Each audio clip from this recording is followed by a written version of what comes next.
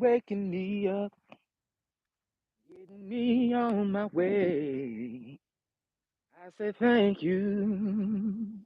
Hey, everybody. Welcome, welcome. Singing a little hymn. We saying thank you. Thank you. Mm-hmm.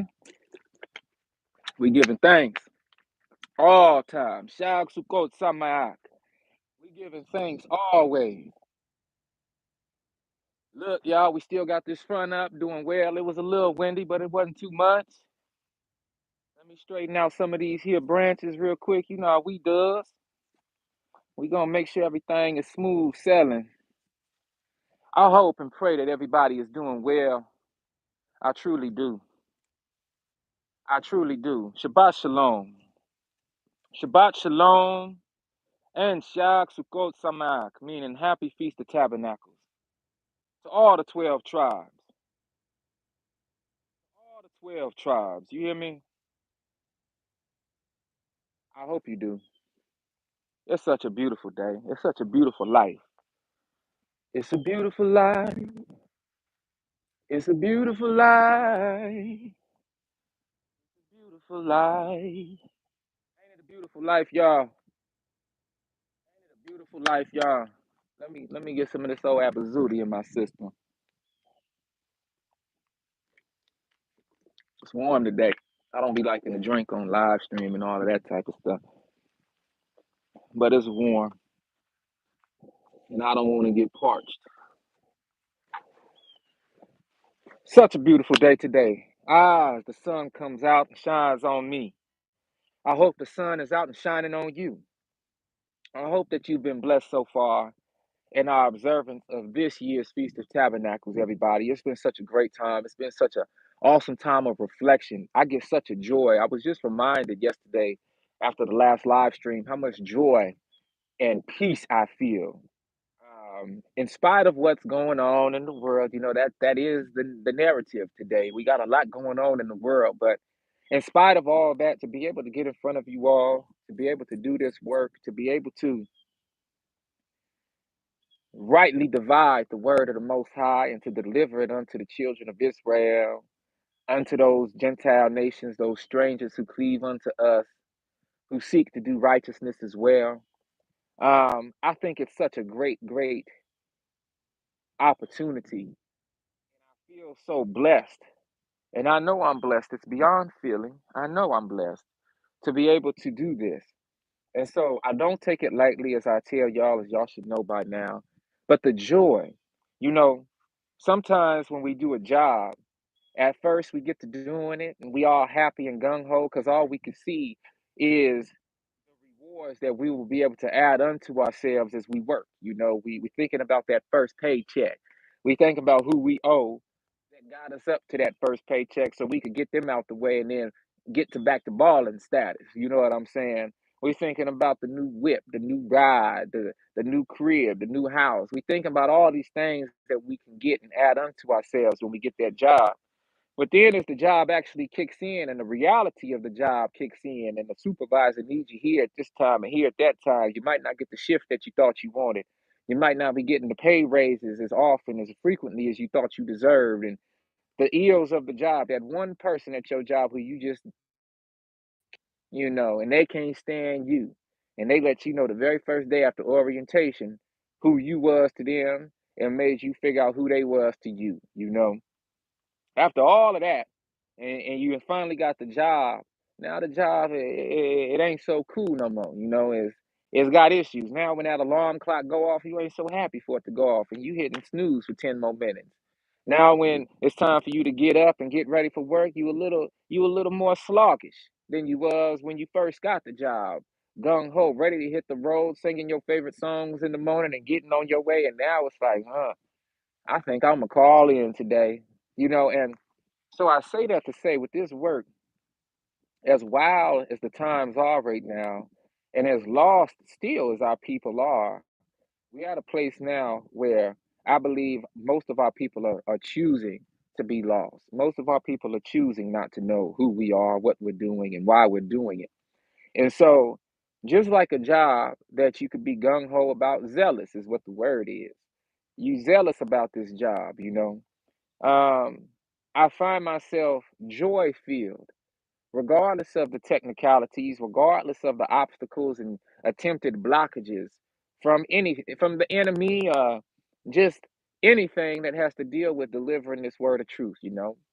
And no matter what, I've realized that I have so much joy in my heart when it comes to delivering this message, when it comes to looking and observing life in such a way where I can then make sense of it and deliver analogies and metaphor and deliver alternative perspective to what's going on.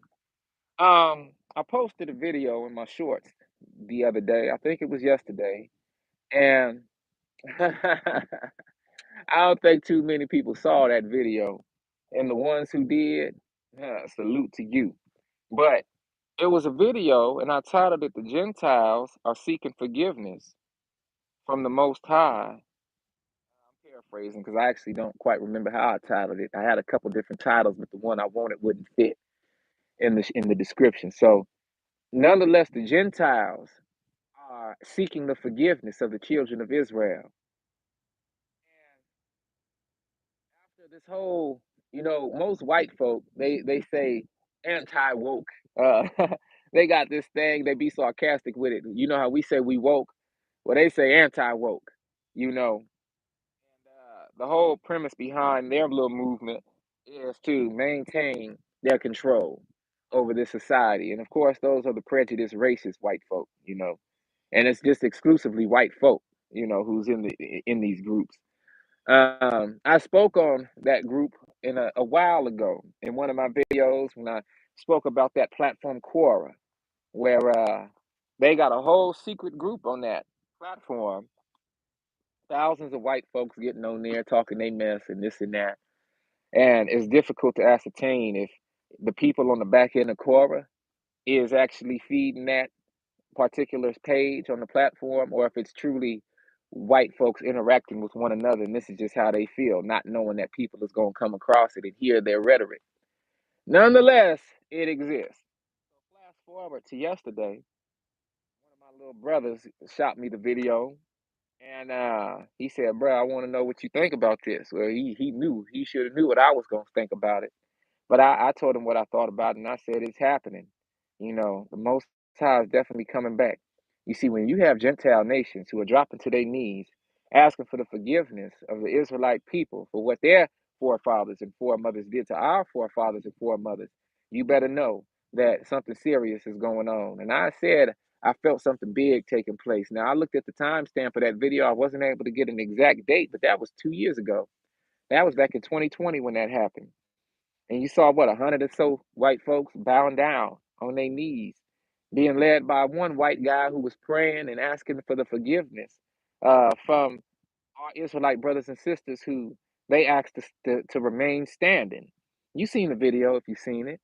And if you listen carefully to what the lead white guy was saying as far as leading these folks to pray, they were all in unison.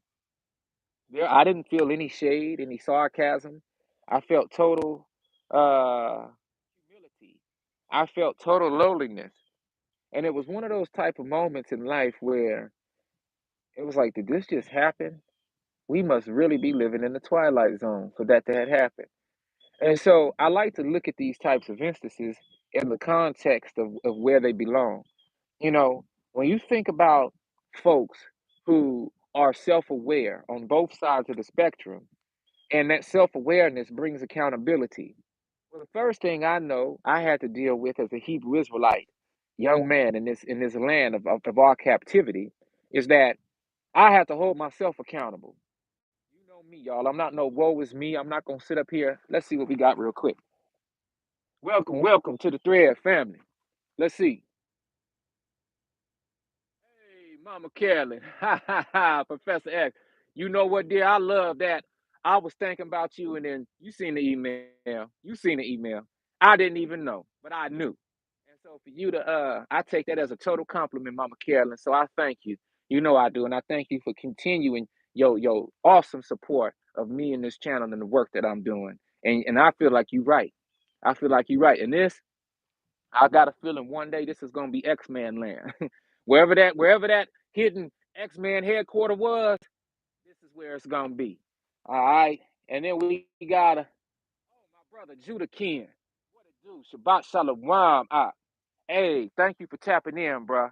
Thank you for tapping in. And Shag Sukkot Samaak. I don't know if you know, but we in the 6th day of the Feast of Tabernacles right now.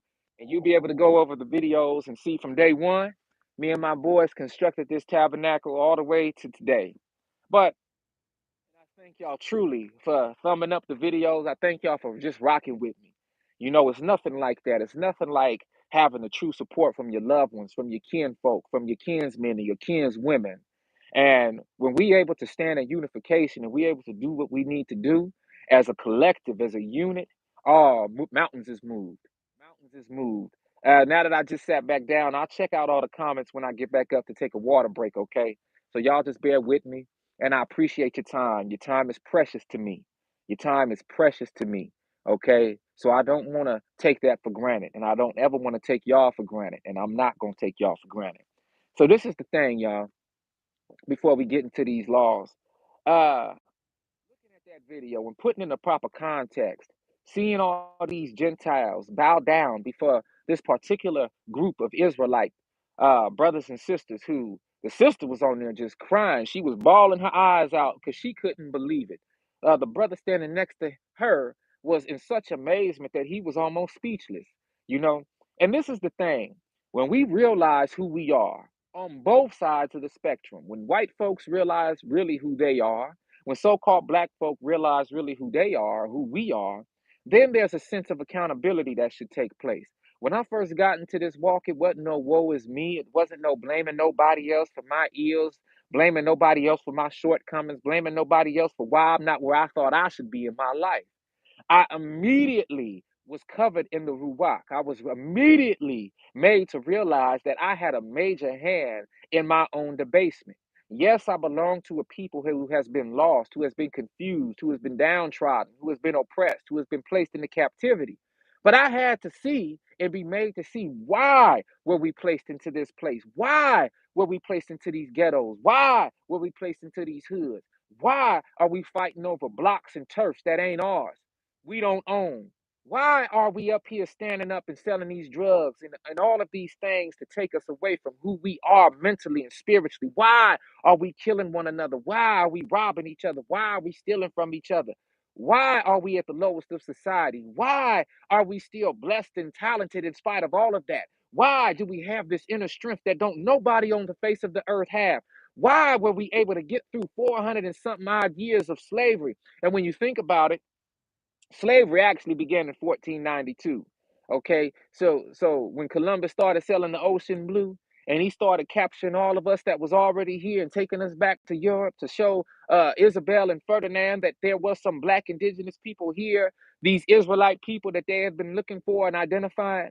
Oh yeah, we gonna get deep with it. We gonna get deep with it. But over the course of the channel, that's how we gonna do it. Now, when I think about everything that our people have been through, you got 1492 to 1592, 1692, 1792, 1892. 1892 is 1 year after my grandfather was born. My dad's dad was born in 1891. You know, oftentimes I speak on this because I'm a different kind of brother because of that. You know, my dad's dad was born 1891. Do y'all hear me? 1891. Passed away, I believe, 1975, 10 years before I was born. But he was born June 30th, 1891, same day as Mike Tyson. Obviously, a different year. So my grandfather didn't play at all. He would stand up to them Klansmen down there in Mississippi. He pushed a hard line, had 26 something children, my dad being one of them. This brother wasn't no plaything. Do y'all hear me? My grandfather wasn't no plaything. As I say this, the sun creeps from behind the clouds and shines in my face. Do y'all hear me? So I come from a different stock of Israelite. And my whole thing is this: I didn't know for the longest who I was. I got introduced to who I was when I was 19 years old. Y'all heard the story before, out there in Sacramento doing my thing. We was at a show, you know, we left, you know, I'm from Vallejo. But we went out there. Sacramento was one of our stomping grounds where we could get on and we could do our shows. So we down there in Sacramento, and a brother kept looking at me. Now I seen the little young tenders off to my right, and I'm like, okay, they outside. I'm thinking about parking lot pimping and all this type of thing. But before I step on stage, and I'm only saying these terms because that's where I was in my mind. That's what we call it. So I'm out there smoking my little cigarette. I don't do none of that no more. But I was out there smoking my little thing, and I seen the little tenders out there. They getting ready for the show, to get out into the crowd and start rocking back and forth with us. Now, I like to get my mind right before I step on stage. I'm running over my lines. I'm running over the set. I'm making sure that everything is how it's supposed to be mentally. A brother keep looking my way. He keep looking my way. It's just me and him, a couple people walking in and out, but they ain't paying no mind to what I'm doing. And then you got the young tenders over here that's doing their thing. So I'm like, man, is bro looking past me at them?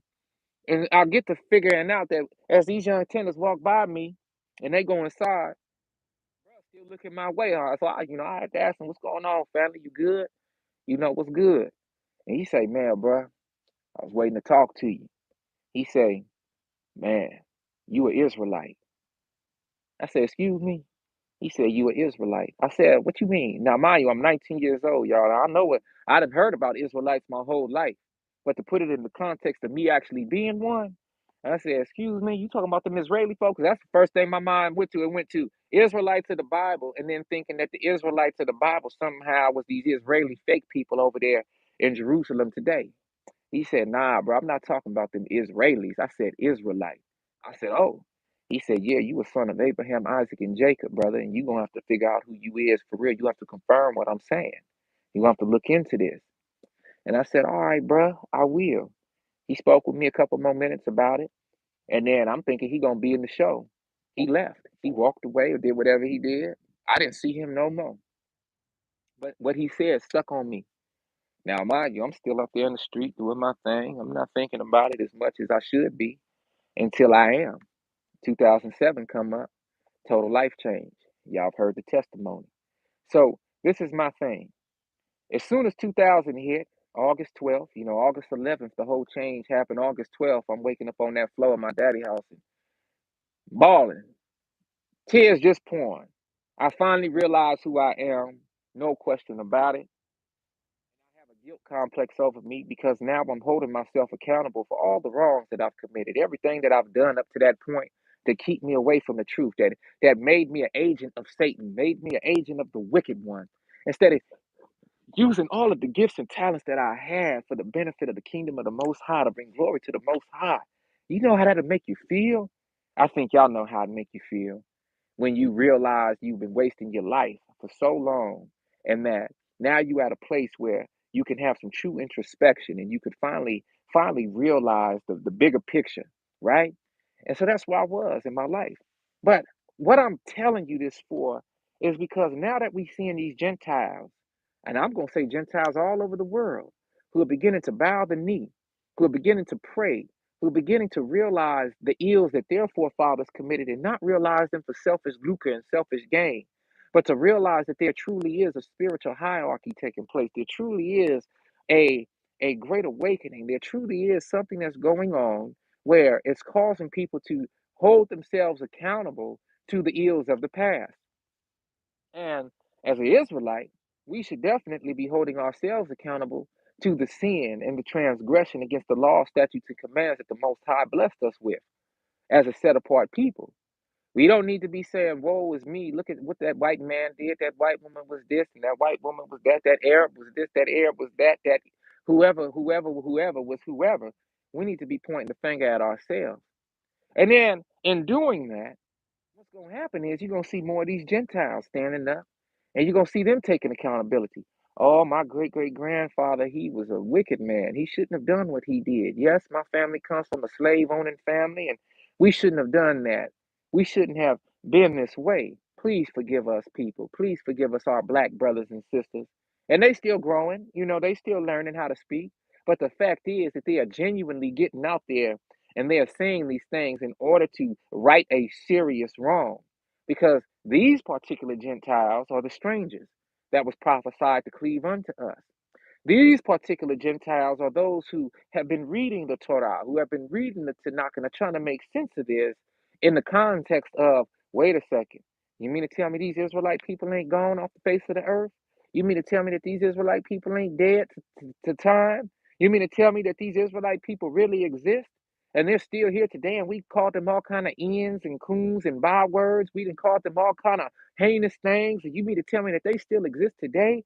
They are the so-called Negroes running around in all these ghettos and hoods today.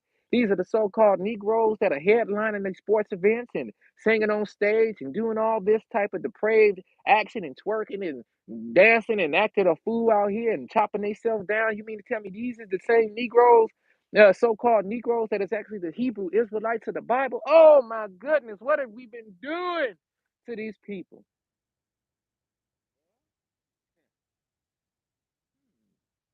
We in a conundrum, and we in a very good place to be. So that's why I keep on saying and reminding y'all that, listen, we are at such a blessed time. We are in such a blessed place right now. We are in such a blessed, opportune time to be actually be able to wake up to who we are now. We read the scriptures. This ain't no fairy tale. We know that many of us ain't gonna make the cut. We know that many of us is not gonna see that great day where we actually able to live in peace, live in shalom, live in shalom, and we'll actually be able to be unified again on a front where now we are the top, we are the rulers, we are the kings and queens of the land, we have our crown now.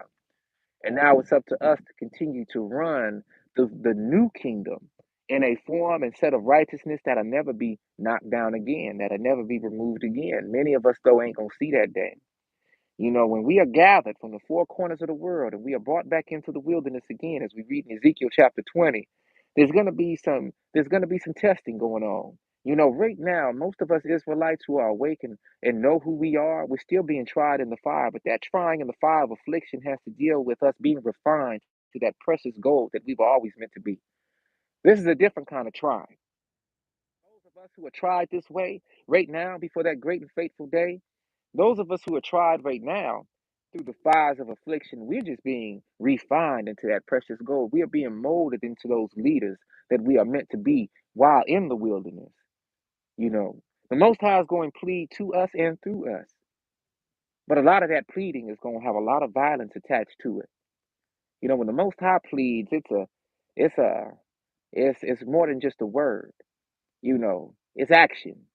It's action. You think about when the Most High pleaded with us the first time, when He took us from Egypt and we was led through the wilderness for 40 years, and we was up and down Africa trying to figure out where our promised land was, and we was going here and going there. That pleading had a lot of death attached to it. That first generation was pretty much wiped out.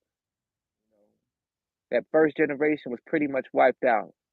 And that second generation popped up. And that second generation was pretty much wiped out.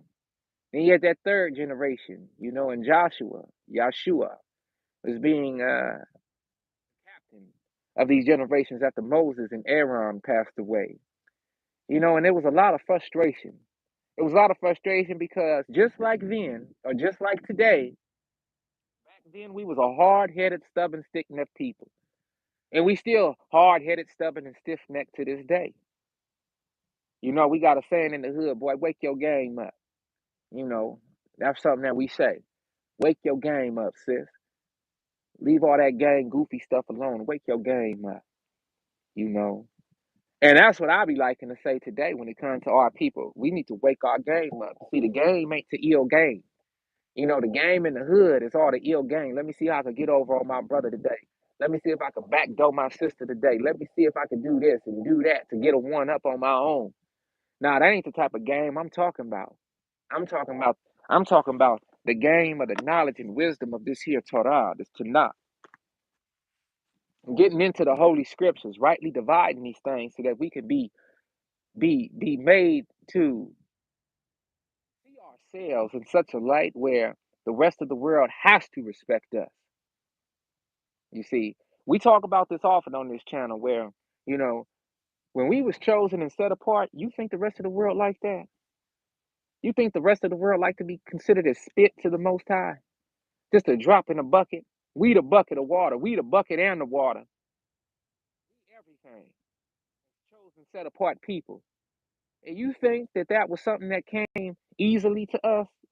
Do you, you know, when the other nations saw that and they looked at that, you don't think there was a bunch of jealousy and envy toward us because of that? You don't think it was a lot of plotting and planning? You don't think that if they was just waiting, think about an injured lion in Africa, in the Sahara. Think about a strong, strong lion, all his lionesses, all of his cubs. Think about that for a minute. And that pride is popping. Think about it for a minute, y'all. I want you to imagine. I want you to think. I want you to envision the strong lion who then moved up through the ranks. His mane is popping. He doing what he need to do. He got his lionesses. He got his pride. He got his cubs. And I want you to think about how eventually he's going to be confronted and tested. He's going to be tried. There are going to be other male lions that want to come and get what he's got. There's going to be other male lions that think that they can stand up to him and they're going to want to fight him. He's going to knock them down. He's going to take one and two and three on at a time and he's going to knock them down. But eventually, you know what? Just like all of us, eventually we start getting old. And that old lion, that battle worn lion, he starts to get feeble. And there's a new group, a new generation of young lion that then came along. And these young lions is just as strong as he used to be, if not stronger, because we know as each generation is produced, each generation should get stronger and be stronger than the last. Each generation should have a mental capacity that surpasses the one before it. Each generation should have a sense of tenacity and perseverance to it that the first generation passed on to it in order to build upon and to add longevity to the overall group. And so that young lion come along and he sees old feeble battle worn lion, and the battle worn lion does his best to stand strong. He gets beat, you know.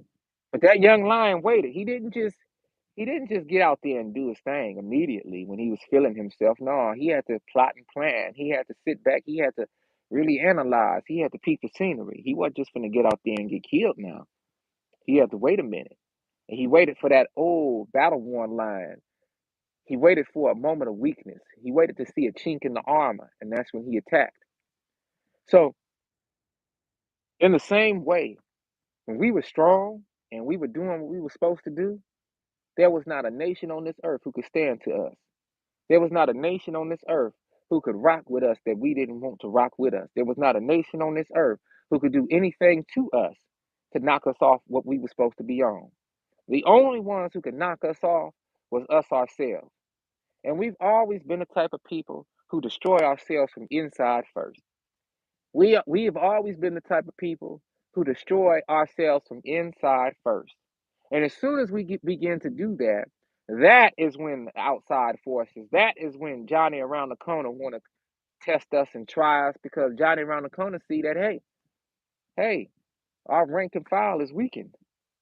We've come to a point now where if we not tight, game tight, trunk tight, brake tight, if we not doing what it takes to maintain our placement in this land that we've been given, oh, you better know all this milk and honey we got flowing, all of these good things that we got, these good fruits, these good vegetables, these good corns, these good grains, these good cattle and livestock, these good women, these good dwelling places, all of these good children that we have, you better believe and you better know that it's somebody that's looking at you with a side eye, evil eye, a nasty, wicked eye. Somebody is looking at you in despite. Somebody is looking at you and don't like you at all, don't like the skin you in, don't like the way you walk, don't like the way you talk, don't like the way you sing, don't like the way you rap, don't like the way you do your thing. And you better know if somebody is jealous of you and ready to try to knock you down. Now, when you times that by every nation on the earth looking at you, oh, you better know that once you fall off, it's going to be the nations of the earth, not just one, not just two, but all of them is going to conspire against you because you are the chosen one of the creator of the universe. You are the chosen one of the Most High who was supposed to be set apart from the rest of the nations on the earth to do a special thing in this earth. That special thing was to represent the light of the Most High and the kingdom of the Most High here on earth. May your will be done on earth as it is in heaven. That is a prayer given to the Hebrew Israelites.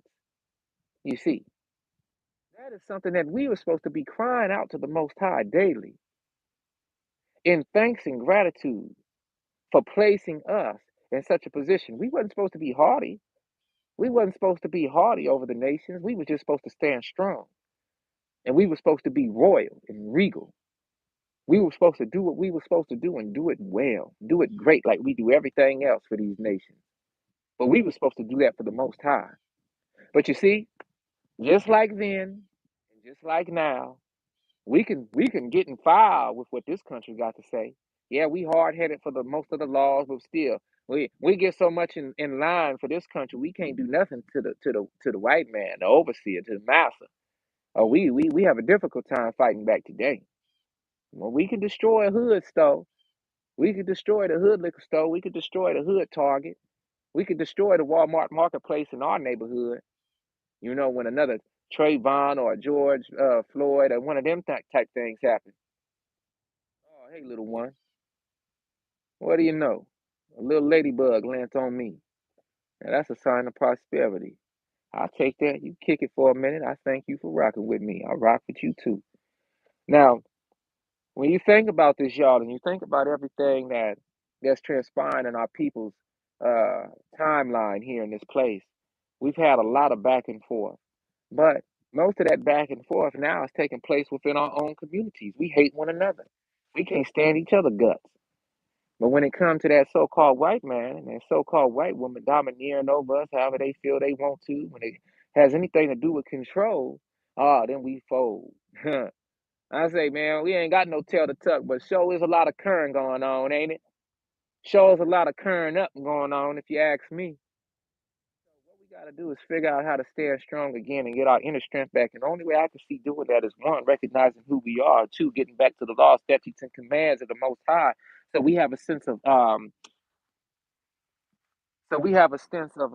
organization, real organization. So I wanted to highlight that video that I just posted on my short because I think it's very important to see. And when you start seeing these white folk pulling you to the side and asking your forgiveness, oh, I'm so sorry. I'm so sorry. Please forgive me. Like, what you mean, sir? What you mean, man? What you sorry for? Oh, I'm so sorry. My great grandfather, he was just a cruel man. He did so much, and you are black. And you know, that's how they go hit you first. They just learning. They gonna say you are colored, and God told me to go to all the coloreds and to speak to y'all and to just tell you how sorry I am. You're gonna be looking at them like this. All the coloreds, huh? Oh, the blacks, that's what you. Well, I am an Israelite, okay, but they gonna just let them talk. Let them talk. Yeah, I'm just coming to you, and I have to ask all the colors that I come across to please forgive me and forgive my great grandfather for all of the ills that he committed against you and your kind. Some things have been revealed to me, and I just cannot go on another day. I'm just praying to Jesus and asking that Jesus forgive me and my family for all of the ills that were committed. Now, I'm not making fun of it. I'm just trying to get you prepared for it. Okay. I want to get you prepared for it because it's going to be some things that make you look at them like, excuse me, but let them go on and finish what they got to say, is my point. Let them say what they got to say. That's the power of knowing who you are. Because after that discourse and conversation, you can add to it. You can say something like, well, I thank you, ma'am. I thank you, sir. And you know, I'm so grateful to the Most High. You see, you say the Most High. You don't say God. You say, I'm so grateful to the Most High that He is waking you up today to the ills that your people have committed against mine. You know, the Bible prophesied that us Israelites, that me and my people, who are the Israelites, would be scattered through the four corners of the world. We would be oppressed. We would be placed into captivity. We would be the last on the totem pole or on the pole of life. We would be the bottom of society. You would be placed over us. You and your people, you and your kind would be placed over us for a short while. But we would all be tested. So I'm very thankful that we have been brought to this point where you are now being able to see who you are and you were holding yourself accountable and your forefathers and foremothers, and I'm brought to a place where I am, and I can hold myself accountable and my forefathers and foremothers. That's a great place to be. And you could even pray with them if you want to, okay? If your heart is moved to do that. But the point is, we living in a time right now that is very special. We living in a time like none other, and you must take advantage of it. Don't be afraid. It's going to make you uneasy at first to recognize that, whoa, no other book on the face of this earth is going to tell you who you are. And we could talk conjecture all day long. We could get up here and we could say this or say that. We could assume. We could try to make things up. We could try to make things fit. But growing up, I was always into puzzles. I don't know about y'all, but I would take 100, 250-piece puzzle, put it together. And, we learn early when you're doing these puzzles not to get frustrated, because if the piece don't fit, the piece just don't fit. You know, you don't want to be trying to scram no piece in where it don't fit. If you do that, then that piece is not going to fit the picture, let alone fit the space that you're trying to cram it into. And so you learn early with puzzles that every place got a place, every piece got a place. Now, if you got the type of puzzle where somebody then returned it or something like that, and you didn't know it, they repackaged it, it could be missing a couple pieces. So your picture don't be complete because of that. But every single piece that you was able to put together is put together in the right way. And so the Bible, the Holy Scriptures, the Torah, the Tanakh, is the only book on the face of this earth that details in clarity, when you know how to read it, who we are as a people. And it ain't no mistaking that we are the Hebrew Israelites that the Bible speaks about. We are those who have been spread to the four corners of the world. We are those who have been scattered for our insolence toward the Most High. We are those who had a very rich nation. We are those who had the country of southern Judah and the country and nation of Israel, the kingdom of Judah, the kingdom of Israel, Yasharallah. We are the ones who were set apart and chosen to be the forerunners and the light in this world as representatives of the Most High's power here in this place, in this physical realm. Oh, heavy is the crown, heavy is the head that wears the crown.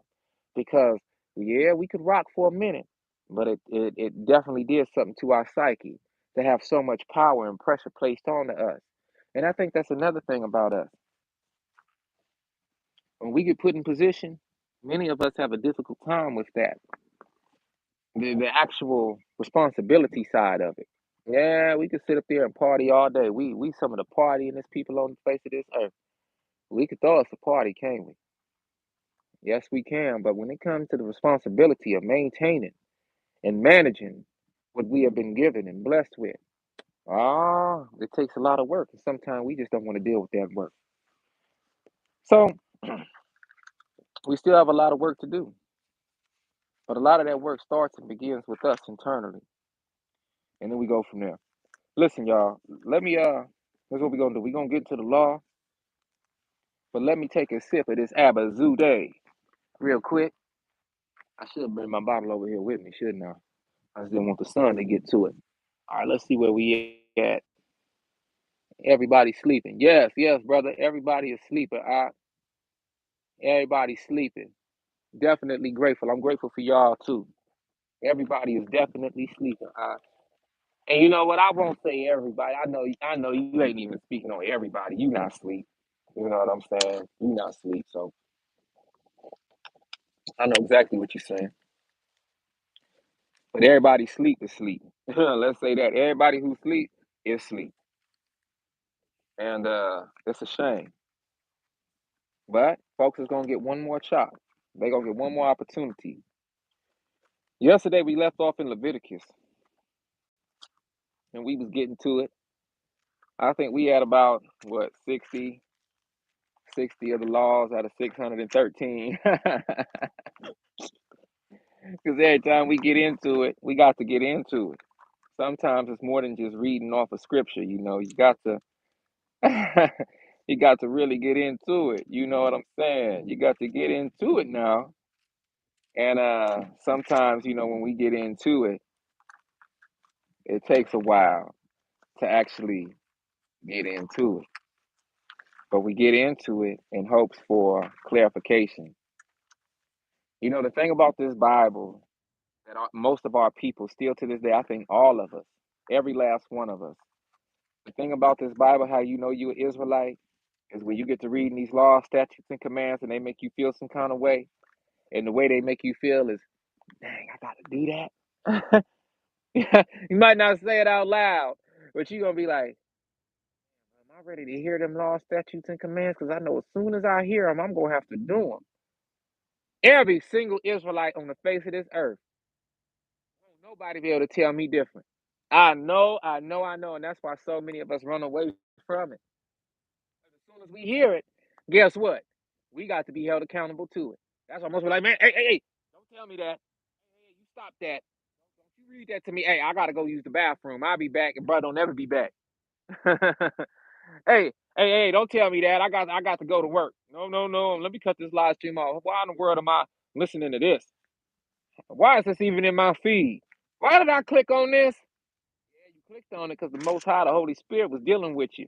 Now, whether or not you want to go off into it and really do your thing, hey, that's something else altogether now. But hey, we putting it in your face because it's something that needs to be tended to. Okay. Now, I just got led to the laws of purification and motherhood. I say let's just go on and get into that. Now, what does that have to deal with? That has to deal with when an Israelite mother gives birth. There are certain elements to that process. There's a protocol that have to take place, whether she has a female or a male child. So let's go on and see what's up with that. Okay, with these laws of purification and motherhood. Leviticus chapter 12. And the Most High spake unto Moses, saying, Speak unto the children of Israel, saying, If a woman have conceived seed and born a man child, then she shall be unclean 7 days. According to the days of the separation for her infirmity shall she be unclean. And in the 8th day, his foreskin shall be circumcised, and she shall then continue in the blood of her purifying 3 and 30 days. So 3 and 30 days is 33 days.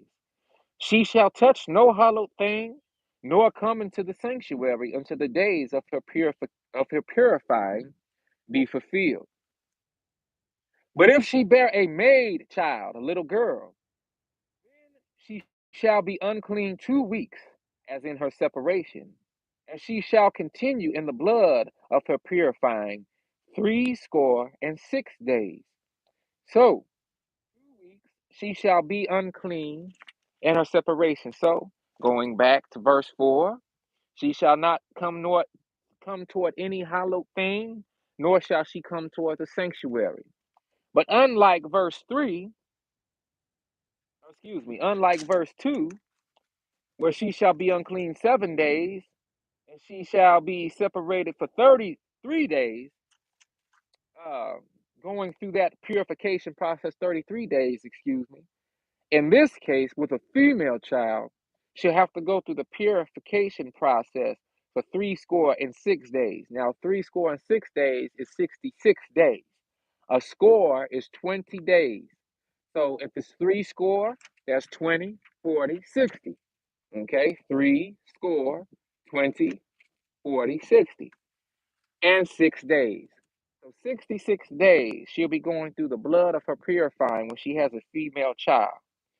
And when the days of her purifying are fulfilled for a son or for a daughter, she shall bring a lamb of the first year for a burnt offering, and a young pigeon or a turtle dove for a sin offering unto the door of the tabernacle of the congregation unto the priest, who shall offer it before the Most High, and make an atonement for her. She shall be cleansed from the issue of her blood. This is the law for her that hath borne a male or a female. And if she be not able to bring a lamb, then she shall bring 2 turtles or 2 young pigeons, the one for the burnt offering and the other for a sin offering. And the priest shall make an atonement for her, and she shall be clean. Now, that said turtle dove in verse 6. Okay. But in verse 8, it says she shall bring 2 turtles, or 2 young pigeons, the one for burnt offering and the one for sin offering. Now, I find that to be interesting because at the top we read about turtle doves. Turtle doves are like they're doves, okay? Doves are pigeons. And it's interesting because in Africa today, in West Africa, there are many sacrifices that still go on in the high priest and priest areas of certain regions of Africa. And our folk over there still do certain elements of these um, offerings. But over here, this place was called Turtle Island at one time. And we have a plethora of turtles. Like, for instance, where I'm at right now, we have turtles all over the place. Turtles, turtles, turtles. Now, as the year goes on, obviously the turtles are going to be going to go into different forms of shelter, hibernation, and that sort of thing. But nonetheless, this is Turtle Island for a reason. So when you look at the animals that are being asked to be offered as burnt offerings and sin offerings to the Most High, um, that is another indication and indicative of who we are as a people and where we've been scattered to. No other nations on the earth are dealing with the sin offerings and burnt offerings like our people. Now, obviously, we're in the place of our captivity. So, you have folks who'll be like, well, we in our captivity, so we don't have to do certain laws, statutes, and commands. To which I say, I disagree with that. I disagree with that. The catch is, however, the caveat is that we need to set our hearts on the things of the Most High in the form of the law, statutes, and commands. Now, this isn't my own conjecture. This is just studying the word, for instance, and realizing statements like this. Well, you will honor the Feast of Tabernacles, the Feast of Booths, all your days of your life, all of your generations, all of your sons and daughters shall know what to do. Now, yes, we're in the place of our captivity, but you see, this is the first time that I've been able to celebrate the Feast of Booths. Out of my whole time being awakened to who I am as a Hebrew Israelite, this is the first time I've been on the land. It's the first time I've even left the bay, and for some length of time, to where I was on my own land like this, now the land that the Most High set me on, and be able to have the natural resources that it took to actually build a tabernacle according to the directions and blueprint laid out in the Torah. You see? So, as long as we set our hearts while we're in the place of captivity to the law, statutes, and commands that we can do, and place our hearts and set our hearts to the law, statutes, and commands that we are not able to do in a certain moment, here's proof right here that one day you will be able to do these law, statutes, and commands. Okay? And this is the other caveat to that. When you are finally placed into a place where you can observe the law, statutes, and commands, it's going to be a new level of testing. Are you going to do what it takes to actually observe the law, statutes, and commands now that you can? Or are you just going to sit on your booty and sit on your thumbs or your hands and just rest in your laurels that now you're in the land? Okay? So this is something where I know it's a slippery slope. I know it's a fine line, it's a thin line. But the object of it is, as a woman and as a husband guiding your family, you should be more inclined to do the law, statutes, and commands that you actually can do. Now, in the case of having children, there's some very specific blueprints. Now, all of us don't have doves, turtle doves, pigeons, or lambs of the first year. Are we in position to go find these things? Well, the more that we acclimate ourselves to the areas where we're in the countryside and the rural living, then we will be led to these folks who might have lambs for sale, um, doves for sale, and this and that. And then you can begin to do the sin offerings and this sort of thing. But the other fact of it is, as we're in the place of our captivity, the whole context of Leviticus is that we're dealing with the Levitical priesthood, the set apart ones within the set apart ones, meaning the tribe of Levi was set apart even out of the children of Israel to be the way showers for the children of Israel, to be the high priest and priestesses of the children of Israel, so that when we needed to conduct a sin offering or we needed to deliver up a burnt offering, we had a specific group of our people in place that would help us deal with that. You see, one of the directions is to take that young pigeon or turtle dove for a sin offering unto the door of the tabernacle of the congregation unto the priest, as we read in verse 6 of Leviticus chapter 12. All of us weren't called to be priests, just like all of us aren't of the tribe of Levi. You see what I'm saying? So then we have another issue. Where are our Levitical priests and where are they in place so that we can deliver up that sin offering according to the blueprint and law, statutes, and commands? Well, this is where you begin to set your heart on these things. And the Most High, loving you and loving the fact that you are loving to do the law, statutes, and commands, and in turn loving Him, going to say, all right, let me prepare a way for you so that you can do these things to the best of your ability. All right. But the point is, y'all, this is, I think, what we have to understand, understand, and overstand to the best of our ability. We have been doing everything against the Most High's law, statutes, commands up to a certain point, to the point where we were scattered across the four corners of the world. We have to figure out how to get back right with the Most High. The only way that I've been able to do that is to love one another, love our kinsmen, love the Most High as ourselves, and to love the Most High means to keep the law, statutes, and commands. And we're only going to be able to do that the more we cleave unto what the law, statutes, and commands tell us. Okay?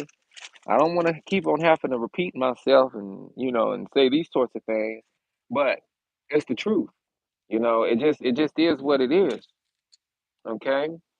So let's go in, and this is one thing our people don't necessarily like to deal with. Any excuse not to observe the law, statutes, and commands. Oh, brother, we're not supposed to do that. We still enslaved. Oh, well, at least you know we're Israelite. Oh, brother, we not supposed to do that. We still in the place of our captivity. No. Well, at least you know you're Israelite. Oh no, the law, statute, commands have been done away with when Jesus was placed onto the cross. Now you stop that line right now. Now that's a lie. Now you stop that. You stop that. First of all, is Yahshua. You stop all that lying now. Even Yahshua said that the law, statutes, and commands is not going to be done away with. Okay, so let's stop all that fabrication now. You can tell who somebody is based off their response to wanting to do the law, statutes, and commands. Is my point too. Let's go on into, and y'all excuse the wind if it's messing with the mic. It's starting to pick up a little tiny bit, but it's still warm outside. Let's go.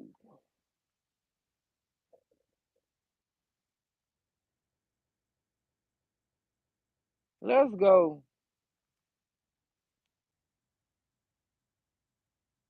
Let's do Leviticus 21. Let's do Leviticus 21. Let me write that down as a note so we cover it and not have to go back over it again. Now, there is no particular order to how we're reading these laws, statutes, and commands today. But what we want to do is do our best to get through them.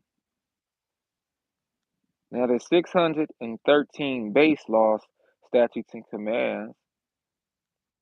And then you have other laws, statutes, and commands that tie into those foundational laws.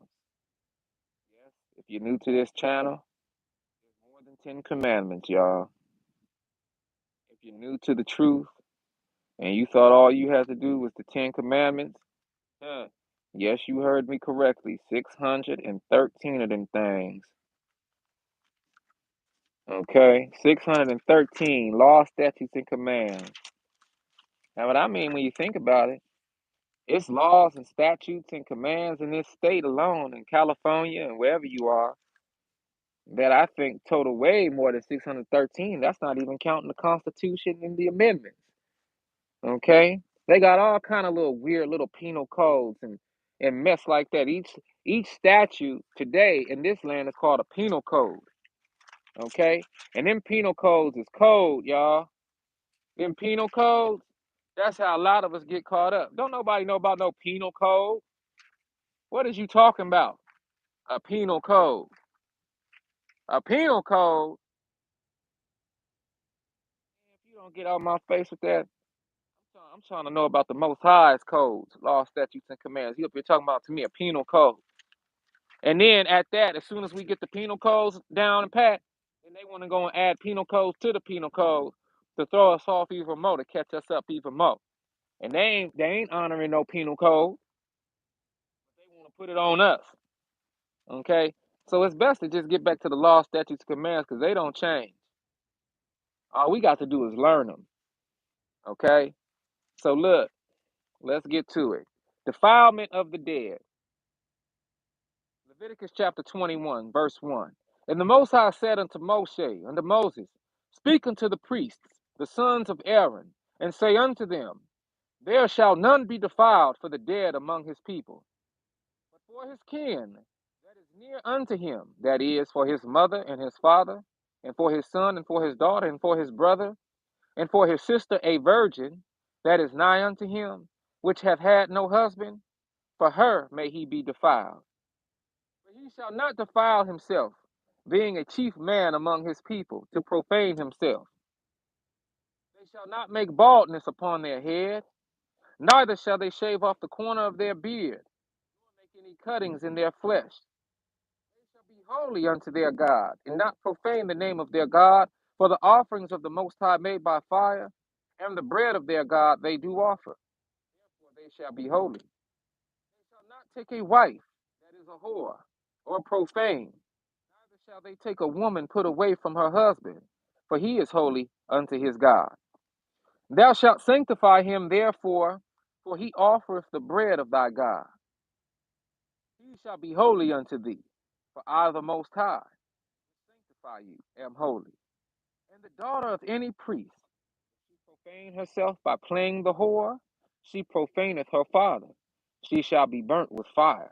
And he that is the high priest among his brethren, upon whose head the anointing oil was poured, and that is consecrated to put on the garments, shall not uncover his head, nor rend his clothes. Neither shall he go into any dead body, nor defile himself for his father or for his mother. Yes, y'all heard that correctly. Neither shall he go into any dead body. No necromancy and none of that foolishness. Nor defile himself for his father or his mother. Neither shall he go out of the sanctuary, nor profane the sanctuary of his God.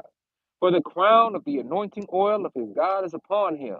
I am the Most High. And he shall take a wife in her virginity. That's why we have to protect our daughters, y'all. We must protect our baby girls. We must protect our women. We must protect our sisters to the best of our ability. These are precious daughters of Zion. You know, there was a point where our females, our women, was not even allowed to put their feet on the ground. Their feet were so precious. Our women was not even allowed to touch the ground with their feet. I want y'all to think about that for a minute. What does that mean? What does that actually mean? What does that mean? That means that our women were held in such high esteem and such respect that we protected them at all costs as the men of Israel. Okay? And today we see so much toxic masculinity, as they like to say, and we see so much toxic femininity that now we've been pitted against one another, y'all. Oh, that sister is this. Oh, that brother is that. Oh, what's that song? I keep on popping up on my YouTube. Some young sister named Glorilla, and she got a song. I forget the name of it, but FN free, FN free, FN free. And she got all her little ratchets running around her, dancing around and shaking and twerking their booties.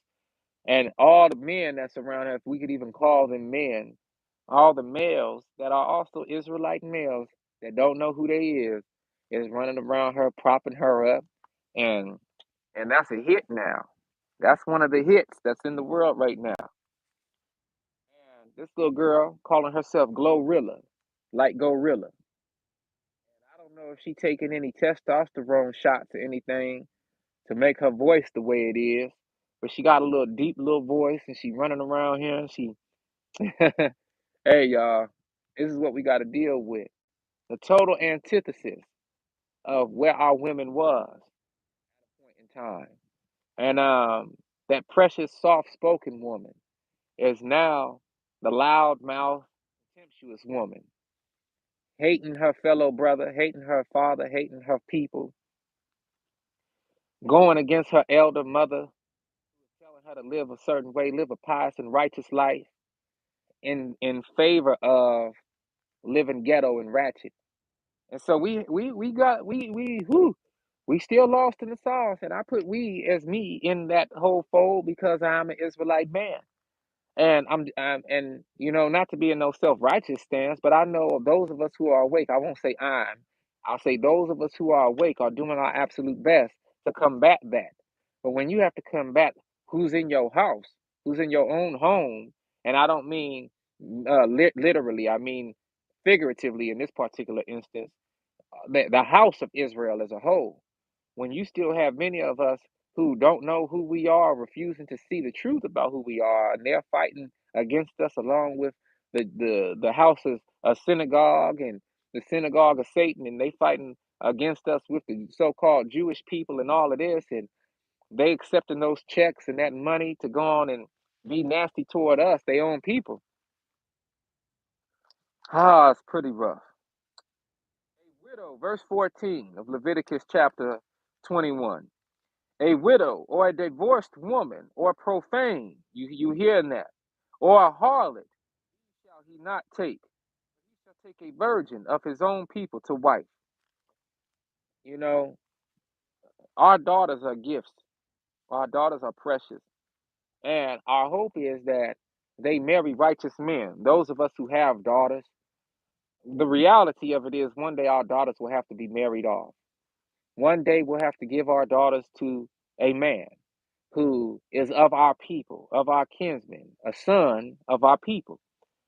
And we hope that that young brother has his head on straight, that his faculties are in order, that he is a leader, that he is somebody who understands his purpose, his place, and that when he takes our daughter or daughters and he marries our daughter, that he, in knowing who he is able to stand strong as a representative of the power here in this place. Right now, we're seeing so many of our people having frivolous sex, frivolous relations. Excuse me, I'll say that. Frivolous relations. So much so to the point where the generations that are coming from our people are also being born into ratchetness, are also being born into debasement, and not realizing who they are. So, generation upon generation upon generation is being, I won't even say cultivated, because cultivated means that tend to. There's some sort of tendon to that seed and that plant that's being cultivated, but they're being dropped by the wayside. It's seed that's being planted, and ain't no husbandman over the seed. There isn't no farmer that's taking the time to raise the seed properly, and instead the seed is being left to the wiles of nature. And that seed, if it's being raised up, it's being raised up crooked. Nobody there to straighten it out. If that seed is a good seed and just so happens to be a good seed, but it's been planted and there's nobody there to tend to it, the thorny bushes and the brambles are wrapping themselves around this good seed. You hear me? And the seed is getting choked out. It's having a difficult time thriving and surviving. Okay. So we have to make better decisions as men of Israel. And we have to be accountable for that seed that we put to that woman. And we have to be accountable not only for the seed, but for the woman as well. And we have to do our best to raise these families, to be present. We have to do our best to stand strong in adversity. We have to do our best to keep our family unit together. We have to do our best to make the decisions that benefit the legacies that we have set out to create. Mustn't give up. We must not give in. We was born champions. We was made to win. I will not give up. I will not give in. I was born a champion. I was made to win. I hope y'all saying it with me. Come on. Look, verse 15. Neither shall he profane his seed among his people. For I, the Most High, do sanctify him. You see, now, I need y'all to put this in context. This chapter 21 is talking to the sons of Aaron. Now, who are the sons of Aaron? The sons of Aaron are the priests, the Levitical priests. So the Levitical priests were to have wives. The Levitical priests were to have families. It wasn't like this old crazy monk stuff we see today in certain Christian communities. Oh, I have to be a monk and purge myself, and all these Catholic priesthoods and these nuns and all of that stuff running around here. That ain't how it was ever supposed to be. But as set apart people, there is a protocol. And the priests of our people were not to profane his seed among his people. What's profaning the seed? Dealing with harlots, dealing with working girls, uh, um, doing things like, and I'm gonna get graphic real quick, masturbating and knocking his seed off into the ground and just disregarding his seed. That ain't how it's supposed to be. Okay? Wasn't no porno watching and none of that craziness. Wasn't none of that. Okay, it was supposed to be, man, you hold yourself accountable as a man, as a Levitical priest, as a Levitical young man, as a son of Aaron, and you hold yourself to a higher standard and you move forward in that. Verse 16, and the Most High spake unto Moses, saying, speak unto Aaron, saying, whosoever he be of thy seed in thy generations that hath any blemish, let him not approach to offer the bread of his God. For whatsoever man he be that hath a blemish, he shall not approach. A blind man, or lame, or he that hath a flat nose, or anything superfluous, or a man, excuse me, all the wind, or a man that is broken footed, or broken handed, or crooked back, or dwarf, or hath a blemish in his eye, or be scurvy, or scabbed, or hath his stones broken, stones meaning testicles. No man that hath the blemish of the seed of Aaron, the priest, shall come nigh to offer the offerings of the Most High by fire. He hath a blemish, he shall not come nigh to offer the bread of his God. So once again, this is talking about the Levitical priesthood. The reason for this is that there were many sacrifices that had to be conducted. A lot of these animals are big animals, y'all. When we talking about these bulls and these rams and these he goats and all of this stuff, these lambs, these are animals that when they see that blade coming up to their throat, squirming.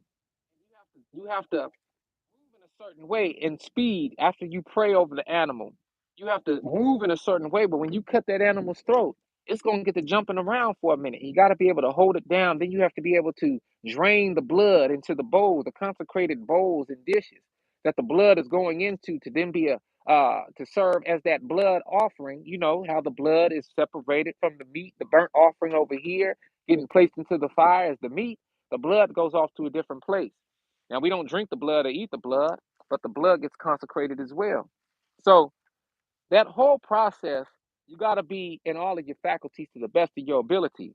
And so that's why that particular decree and law statute was pushed out.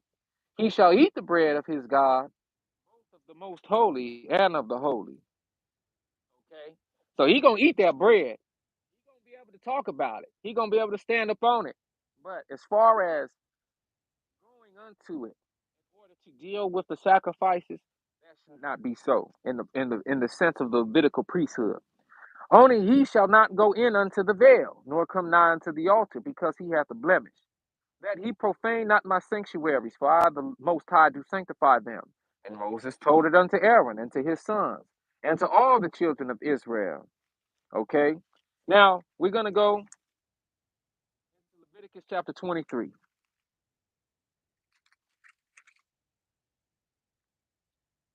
Yesterday, we wrote about the first fruits. We read about Passover. Then we went down into the first fruits. And we got down to verse, let's just start at verse 23 again. We got to Leviticus 23, and we was working our way down. And the Most High spake unto Moses, saying, speak unto the children of Israel, saying, in the 7th month, in the first day of the month, shall ye have a Sabbath, a memorial of blowing of trumpets, a holy convocation. Ye shall do no servile work therein, but ye shall offer an offering made by fire unto the Most High. Rosh Hashanah. We talked about that. And we was able to play the Oringi. We was able to, I don't have a shofar right now, and that was the trumpet primarily that was being spoke of. I don't have the shofar right now, but I had my Oringi, bamboo cane flute. And we began to play the melodies and the tunes to usher in that day. Speak unto the children of Israel, verse 24 of Leviticus 23, saying, in the seventh month, in the first day of the month, shall ye have a Sabbath, a memorial of blowing of trumpets and holy convocation. Ye shall do no servile work therein, but you shall offer an offering made by fire unto the Most High. And the Most High spake unto Moses, saying, also on the 10th day of this seventh month, there shall be a day of atonement. It shall be a holy convocation unto you. And ye shall afflict your souls and offer an offering made by fire unto the Most High. Atonement simply means another day of reflection. What are those things that I did wrong personally? And let me atone for my sins. Let me acknowledge those sins and seek the forgiveness of the Most High due to the sins that I committed against the Most High. Verse 28. And ye shall do no work in that same day, for it is the day of atonement, to make an atonement for you before the Most High your God. For whatsoever soul it be that shall not be afflicted in that same day, he shall be cut off from among his people. And whatsoever soul it be that doeth any work in that same day, the same soul will I destroy from among his people. Ye shall do no manner of work. It shall be a statute forever throughout your generations in all your dwellings. You see, so this is how we know the law, statutes, and commands are still valid to this day. You know, there are law, statutes, and commands that will be ever acknowledged throughout all of our generations. And that is all of them. I know we got some folks who will say, well, no, this law, statute, and command isn't to be observed throughout all our generations, and only the ones that specifically seem to say that.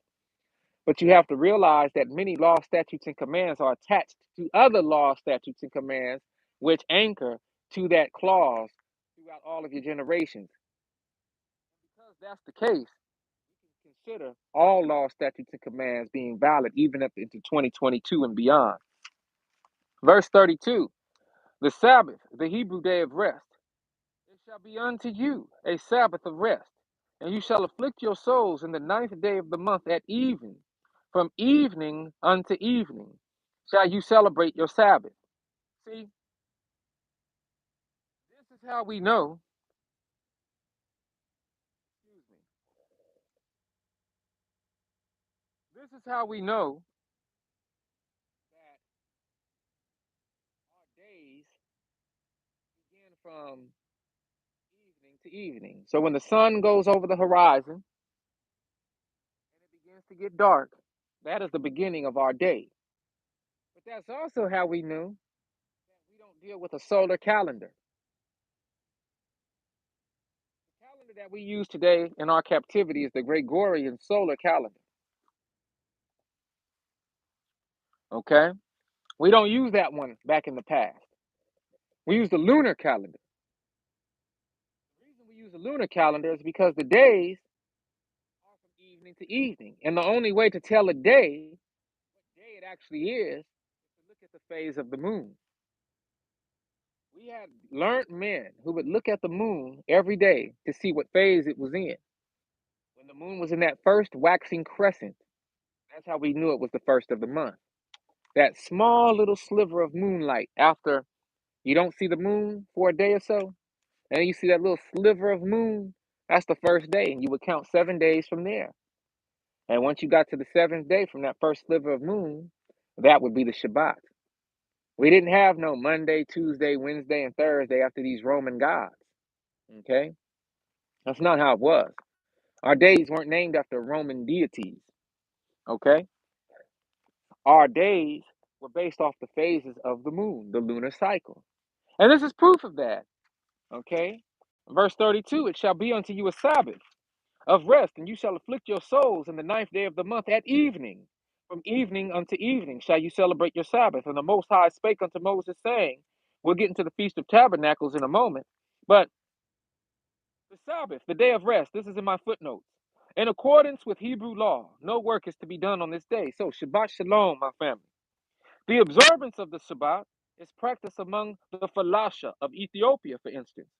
In the Ethiopian language, Amharic, the Shabbat is known as Sengbet. The Falashas commence preparing for the Sengbet on Friday afternoon by washing their bodies and clothes in a nearby river. They prepare beer, grind grains, bake bread, and draw water from the river to last 2 days. The men likewise cease to work at midday, and wash and prepare themselves for their sin bent. There are no fires, and no water drawn from the river. No work of any kind is done on the Sabbath. On the Sabbath, everyone greets one another with the salutations, San be salam, or Sanabat salam, Sanabat salam, or San be salam, okay, which correlates in Hebrew to Shabbat shalom, meaning Sabbath peace. That's in my footnotes, okay? So we have to realize that today is a consecrated day for the Most High. Now, on the flip, today is what is today? Is the Sabbath, right? But the point is, I was thinking about the actual day on the calendar. So excuse me.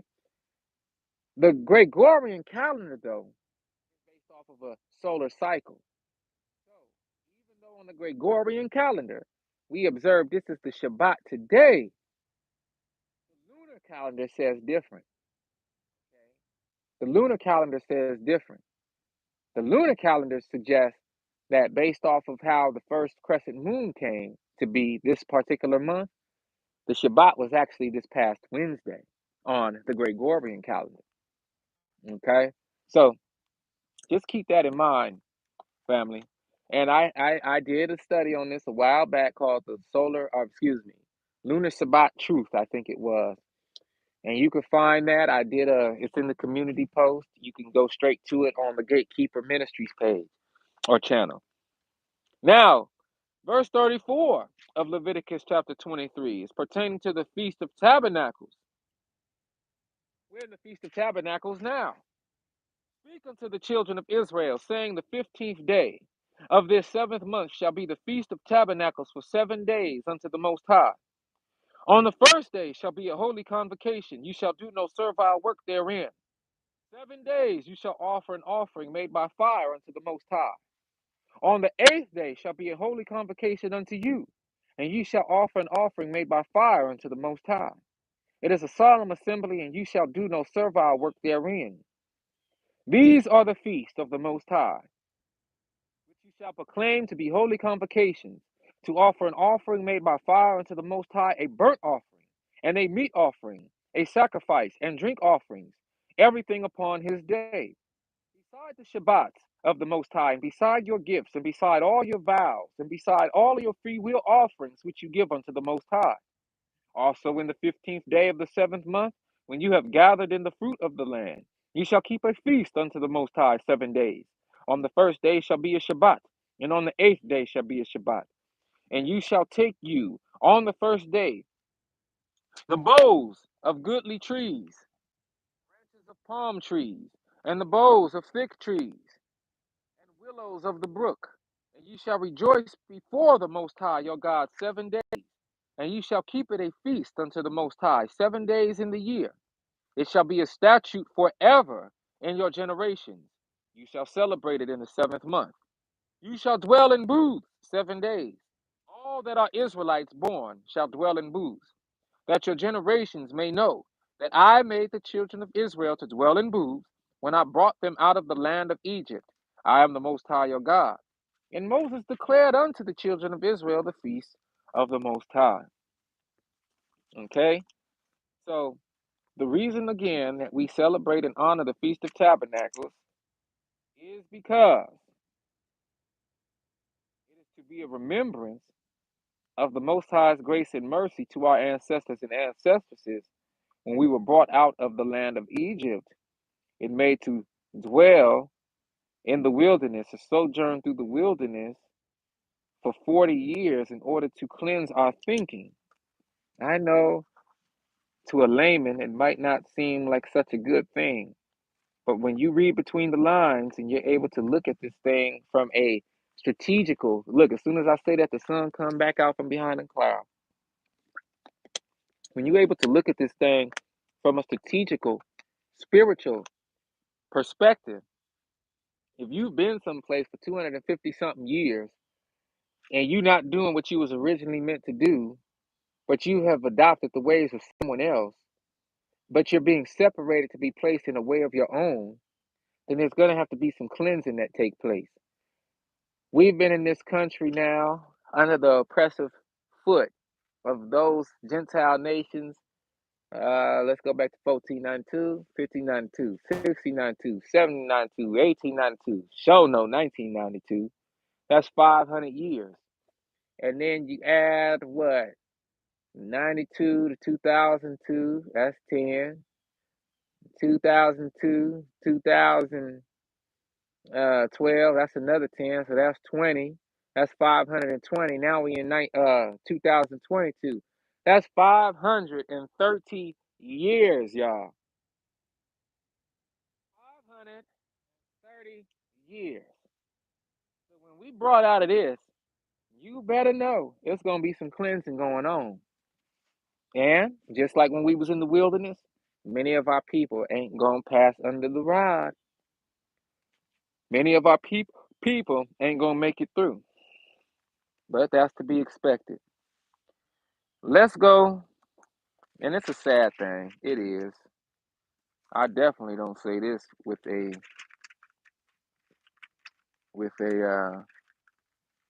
happiness.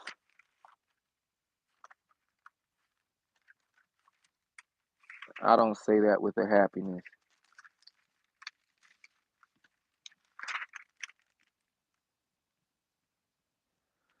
I'm looking at this eye for eye. Excuse me, y'all. I'm looking at this eye for an eye, tooth for a tooth. We'll cover that later. Let's go and um, let's see. All right, this is what we're gonna do. Let's just follow the notes. I saw the Jubilee year being mentioned in chapter 25 of Leviticus. But we'll go ahead and follow the notes, and we'll just get straight into Leviticus chapter 26, verse 1. And we'll follow that on down. Looks like the sun is going over the horizon. So, more than likely, unless I'm led to a cross reference of scripture, we'll go on and close it out after Leviticus chapter 21.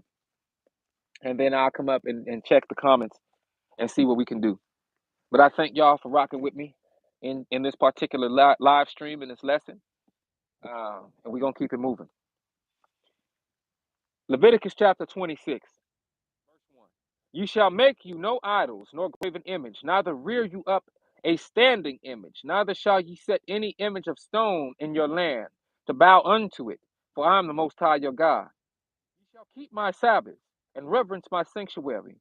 I am the Most High. If you walk in my statutes and keep my commandments and do them, then I will give you rain in due season, and the land shall yield her increase, and the trees of the field shall yield their fruit. And your threshing shall reach unto the vintage, and the vintage shall reach unto the sowing time. And you shall eat your bread to the full, and dwell in your land safely. So we see that if we simply keep the Sabbath, and we keep the Shabbats, and we reverence the sanctuary of the Most High, if we simply not construct idols and don't bow unto other gods, foreign gods, gods that we contrive of ourselves, the Most High will give us our rain in due season.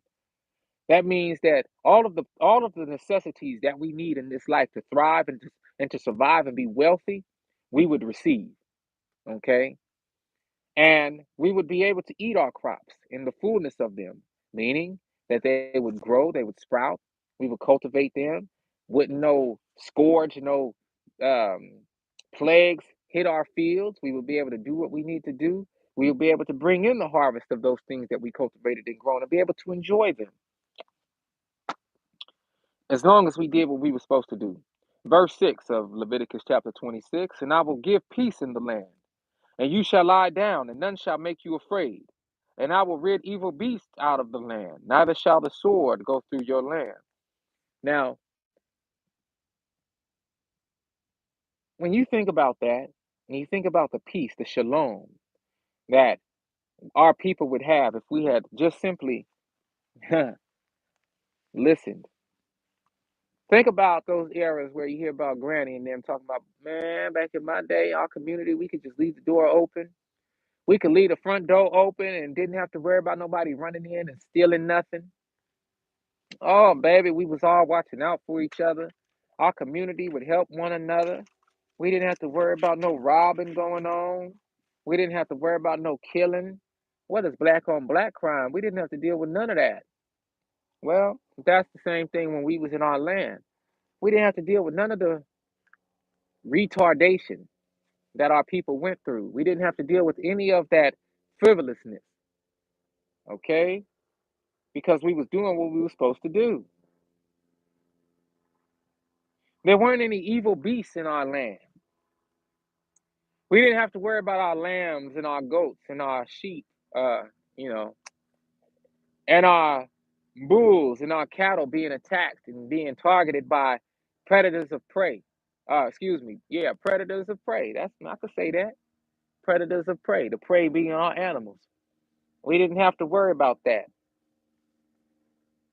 Verse 7, and you shall chase your enemies, and they shall fall before you by the sword. You see, it wasn't no black on black crime because it was too many Gentiles that would have tried to plot and plan on us. And therefore we would have to chase them away. And the scripture just told us that they would fall on the sword. They would fall by the way on the sword. They would fall before us on the sword, meaning they would die for trying to step to us. And check out this. Check this out. This how cold we was back in the day. Check this out, verse 8. And 5 of you shall chase 100. So 100 of them Gentiles thought they, and ain't that just like today? Truth be told, one brother could knock out 20, 25 folks. Brother for sure. Brother for sure. And watch he knock fools out left and right. Even today. Even today. Let's go from the shoulders, take everything, mob up, squab up, whatever you want to do, and watch how a brother handle himself out there. Just like a lion fighting a bunch of hyenas. Y'all seen it before. But the point is, and 5 shall chase 100, and 100 of you shall put 10,000 to flight, and your enemies shall fall before you by the sword. 100 of us would make 10,000 people run away.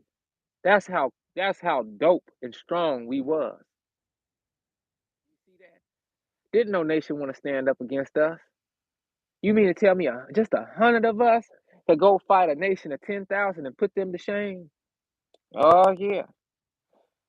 Verse 9, for I will have respect unto you, and make you fruitful, and multiply you, and establish my covenant with you. And you shall eat old store, and bring forth the old because of the new. Meaning, we're gonna be so well off, we gonna have coffers and storehouses full of food and grains that we ain't even touched yet, that don't even go rancid and mold. There's gonna be so much food in abundance. Man, we got this new stuff that we didn't just harvested, but we still dealing with all the old food that's still good. Oh, how abundant and blessed we are. Now that's called abundance. And I will set my tabernacle among you, and my soul shall not abhor you. Verse 11 that was of 26 Leviticus. And I will walk among you. Are you hearing this? The Most High will walk among us and will be your God, and ye shall be my people. I am the Most High your God, which brought you forth out of the land of Egypt, that you should not be their bondmen. And I have broken the bands of your yoke and made you go upright. Are y'all hearing this? But if you will not hearken unto me and will not do all of these commandments, here we go. Verse 15 of Leviticus 26. And if you shall despise my statutes, or if your soul abhor my judgments, so that you will not do all my commandments, but that you break my covenant, I also will do this unto you. I will even appoint over you terror, consumption, and the burning ague, that shall consume the eyes, and shall cause sorrow of heart. And ye shall sow your seed in vain, for your enemies shall eat it. Oh, now. And I will set my face against you, and you shall be slain. Oh, my goodness. Before your enemies, they that hate you shall reign over you, and ye shall flee when none pursueth you. And if you will not Yet for all this hearken unto me. Then I will punish you 7 times more for your sins. And I will break the pride of your power. And I will make your heaven as iron, and your earth as brass. And shackles, y'all. And your strength shall be spent in vain, for your land shall not yield her increase, neither shall the trees of the land yield their fruits. And if you walk contrary unto me, and will not hearken unto me, I will bring 7 times more plagues upon you according to your sins. I will also send wild beasts among you, which shall rob you of your children, and destroy your cattle, and make you few in number, and your highways shall be desolate.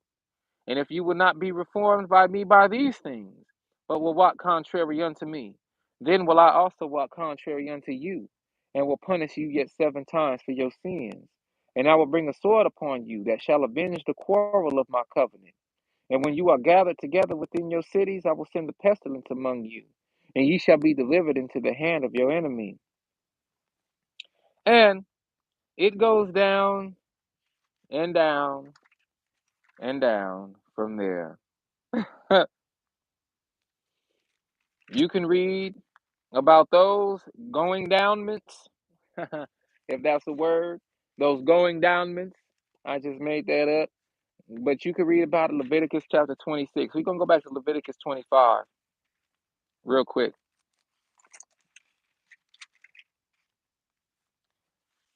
Leviticus chapter 25, verse 1. And the Most High spake unto Moses in Mount Sinai, saying, Speak unto the children of Israel, and say unto them, When you come into the land which I give you, then shall the land keep a Sabbath unto the Most High. 6 years. So this is the Sabbath for the land. 6 years thou shalt sow thy field, and 6 years thou shalt prune thy vineyard, and gather in the fruit thereof. But in the 7th year shall there be a Sabbath of rest unto the land, a Sabbath for the Most High. Thou shalt neither sow thy field nor prune thy vineyard. That which groweth of its own accord of thy harvest thou shalt not reap, neither shalt gather the grapes of thy vine undressed, for it is a year of rest unto the Most High. And the Sabbath of the land shall be meat for you, for thee, and for thy servant, and for thy maid, and for thy hired servant, and for thy stranger that sojourneth with thee, and for thy cattle, and for the beasts that are in thy land, shall all the increase thereof be meat. So basically, 6 years we're to tend to the land, okay? That Sabbath year of rest for the land, we've been tending it so much that the nutrients is being displaced from the land. The soil needs an opportunity to recharge itself. So that's what that's all about. The land for the Sabbath, excuse me, the Sabbath for the land has to detail with our people cultivating the land so much for 6 years in a row that the land finally needs a rest. The land needs to recharge. And in doing so, if we give the land that Sabbath rest for that year, that season of rest, then when we come back to the land and we begin to cultivate it again, and we begin to t- uh, hoe our rows out and till the land and plant seed, the land will actually provide us even more increase because it'll be recharged. Okay. And thou shalt number 7 Sabbaths of years unto thee, 7 times 7 years. And the space of the 7 Sabbaths of years shall be unto thee 40 and 9 years. So that's 7 times 7, right? 49. Then shalt thou cause the trumpet of the Jubilee to sound on the 10th day of the 7th month, and the day of atonement. Shall ye make the trumpet sound throughout all your land. And you shall hallow the 50th year, and proclaim liberty throughout all the land unto all the inhabitants thereof. It shall be a jubilee unto you, and ye shall return every man unto his possession, and ye shall return every man unto his family. So this is the year when we've been working hard, we've been doing what we do. That 50th year is a Shabbat, jubilee, excuse me. A jubilee shall that 50th year be unto you. Ye shall not sow, neither reap that which groweth of itself in it, nor gather the grapes in it of thy vine undressed, for it is the jubilee. It shall be holy unto you. Ye shall eat the increase thereof out of the field. In the year of this jubilee, you shall return every man unto his possession. And if thou sell aught unto thy neighbor, or buyest aught of thy neighbor's hand, you shall not oppress one another.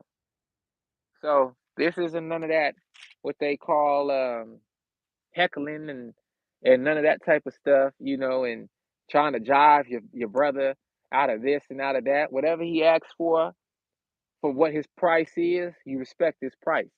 And you do business with him or you don't. Verse 15, according to the number of years after the Jubilee, thou shalt buy of thy neighbor, and according unto the number of years of the fruit, he shall sell unto thee. According to the multitude of years, thou shalt increase the price thereof, and according to the fewness of years, thou shalt diminish the price of it. This is about Hebrew Israelite economics. For according to the number of the years of the fruits doth he sell unto thee. He shall not therefore oppress you shall not therefore oppress one another, but thou shalt fear the Most High. Thou shalt fear thy God, for I am the Most High your God.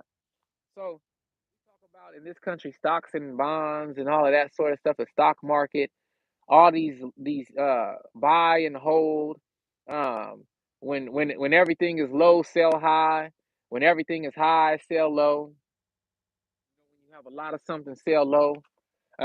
When you don't have a lot of something, sell higher. And so when we're talking about natural produce, this is the economics of our people. So, side note, you see how special this word is? We up here talking about stocks and bonds and Bitcoin and all this other madness when we have our own economic system. We have our own economic system based off of the natural resources and our cultivation abilities between our livestock, our cattle, our crops, and when you've been growing so much, let's say for 6 years, okay, and then you times that by let's go 7, okay. So you do 6 times 7, that's 42. You've had 42 years of growth up into this jubilee. What I'm saying, and then of course you do 7 times 7 to get to 49, right? So 42 years growing. Then 5 of those years were Sabbath. Okay, no, excuse me, 42. 7 of those years were Sabbaths. Okay, so now when you get to the 49th year and that 50th year after that, you've had 7 years essentially where there was no growth, but it depended on everything. Those years depended on all that we grew in the previous years. So our coffers should be full, but there'll be certain parts of that timeline where your coffers begin to diminish a little bit. Well, the price have to increase a little bit so that we can control our economics. Because if we are selling as though we have a lot, we won't make it through that particular year to where we can begin growing again, okay, and then replenish our coffers and our storehouses. So it's really cool economics, okay? It's really cool economics. Verse 18 of Leviticus 25. Wherefore ye shall do my statutes and keep my judgments and do them, and ye shall dwell in the land in safety. And the land shall yield her fruit, and you shall eat your fill, and dwell therein in safety. And if you shall say, what shall we eat the 7th year? Behold, we shall not sow, nor gather in our increase. Then I will command my blessings upon you in the 6th year, and it shall bring forth fruit for 3 years. Okay, you see that? That 6th year is going to bring so much fruit for it, that fruit is going to last 3 years in that 6th year. That's how much fruit gonna come. We're gonna so much food, it'll last for 3 years. Now that is amazing. Okay. And you shall sow the 8th year, and yet of old fruit. Excuse me. See what I'm saying, y'all? This is economics. Thank you, Most High. Let's say it again. Then I will command my blessings upon you in the 6th year, and it shall bring forth fruit for 3 years. That's 3 years worth of fruit. That's gonna come in that 6th year because that 7th year is a year of rest. Okay, and everybody need to eat. Now check this out. And you shall sow the 8th year. So after that 7th year, we get back to sowing again. The land has been healed. The land is recharged, ready for new crops to grow. But where's the food? Oh, we about to see. Because we still need to eat. Anybody who's farmed and grown, though, you don't just plant a seed and then everything just sprout up magically. No, it's a process, and you gotta wait. It takes strength to cultivate for the timeline that it takes for all of that food to mature, right? So what are we gonna eat in the meanwhile? Is the point. Well, and you shall sow the eighth year. This is verse 22 of Leviticus 25. And you shall sow the eighth year, and eat yet of old fruit till the ninth year. Until her fruits come in, you shall eat of the old store. Woo-wee. This obviously are some of the law, statutes, and commands that, had we maintained our placement in the land, we would still be observing them today. But as we are continue to be set apart, and as we're brought out of the cities, as we're brought into the wilderness of the this captivity, as we're brought into places like this where I'm sitting, we can begin to get back into the swing of our law, statutes, and commands. Okay. Speaking of the land, verse 23: the land shall not be sold forever. Once we was divided into our tribes, into our different placements, that land was not to be sold. So couldn't no Gentile come along and try to dupe us and say, "Hey, man, we really like what you got going on here. You want to sell it to us?" That land was never to be sold. The land shall not be sold forever, for the land is mine. For ye are strangers and sojourners with me, and in all the land of your possession you shall grant a redemption for the land. If your brother be waxen poor, and hath sold away some of his possession, and if any of his kin come to redeem it, then shall he redeem that which his brother sold. Are y'all seeing the love that we had amongst each other? So, if a brother waxes poor, okay, and he needed to sell some of his possessions, if any of his kinfolk, brothers, or his cousins come along and they come to you as one of the kinsmen as well and ask for those things back, they should be able to redeem what they brother sold to you. And if the man have none to redeem it, and himself be able to redeem it, then let him count the years of the sale thereof, and restore the overplus unto the man to whom he sold it, that he may return unto his possession. So it's basically like, my brother, I need to sell something to you because I'm falling on hard times, just like a pawn shop. Man, I'm falling on hard times. Let me get this for this. And you know what I'm saying? When I get back on my feet, I'm going to get it back from you. The catch was, we didn't charge each other interest. We would sell it for what we could get for it. The person who bought it would buy it from us and then would hold on to it.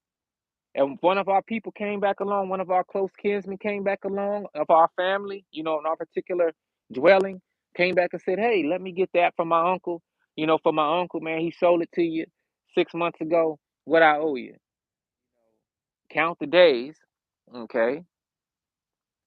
Let him count the years or the days of the sale thereof, and restore the overplus unto the man to whom he sold it, that he may return unto his possession. You see? But we didn't charge each other interest. But verse 28, but if he be not able to restore it to him, then that which is sold shall remain of the hand of him that hath bought it until the year of Jubilee. And in the Jubilee it shall go out, and he shall return unto his possession. Okay? So that was what was so special about the Jubilee. All debts were paid, and all things that were sold away due to being waxing poor or due to a hard time, it'll be given back to the person who sold it. Especially if before the Jubilee year that person still wasn't able to reclaim their item. Okay? So let's go down a little bit more.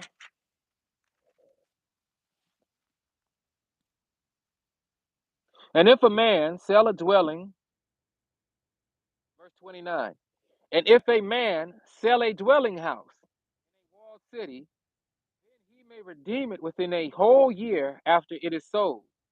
Within a full year may he redeem it. So we was building houses and we was in real estate way back then, y'all. Some people wasn't able to build their own home.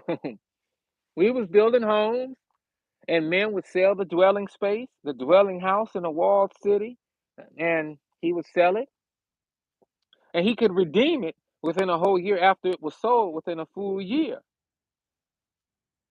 And if it not be redeemed within the space of a full year, then the house that is in the walled city shall be established forever to him that bought it throughout his generations. It shall not go out in the Jubilee. So, unlike other items that were sold, if a man sold a dwelling space and he sold it to another brother, and a year went by and that brother who sold it didn't come back to redeem that, well, now that home, it belongs to the brother who bought it throughout all that brother's generations. So we ain't talking about no taxes, and we ain't talking about no, oh, well, I sold you this and now you owe me something on it every single year for the rest of your life. Nah, it wasn't like that. Once you bought it, and if you had it after that year, and the person who sold it to you didn't come back to redeem it from you, it's yours forever.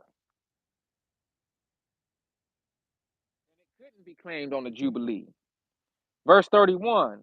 But the houses of the villages, which have no wall round about them, shall be counted as the fields of the country. They may be redeemed, and they shall go out in the Jubilee.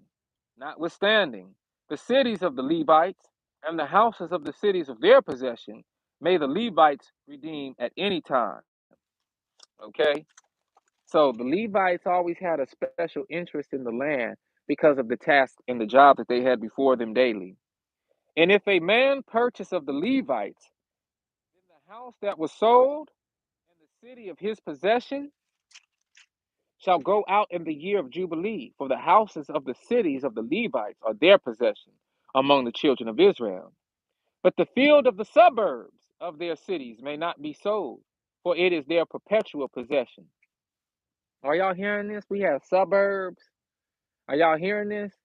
You think this is a new thing? You mean to tell me black folks was living in the burbs at one time? Yes, we sure was. And they was our suburbs. They was our land development. We didn't have to pay no property taxes and all this foolishness in answer to no state that wasn't of our own kindred men and kinswomen.